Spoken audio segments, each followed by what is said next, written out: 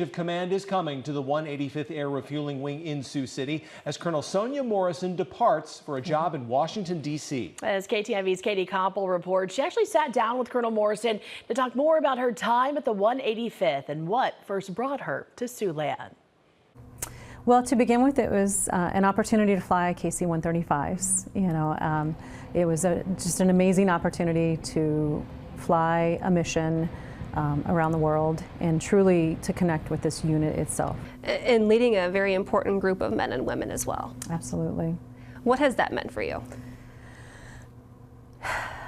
I feel very humbled that I've had this opportunity. I don't take it lightly to think, yes, I might make the final decisions, but in no way do I feel like I make every decision here in this space. I have a lot of faith and confidence in leaders at every level down the line. Any departing message for the team here at the 185th or just Siouxland in general as you make your way to D.C.?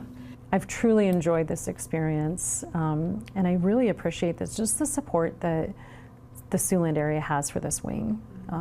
I definitely believe, and I hope that every airman and every soldier that lives in this area, when they are out in uniform, they feel that same support. And then really to the airmen, I hope you feel empowered, and I hope you feel like if you are not getting what you need to do your job and you're not getting what you need to do your mission, that you speak up to those that lead around you so that they can help you find what you need to do your job, because no one else can do it for them. They have to be able to do their own job and understand what their mission is.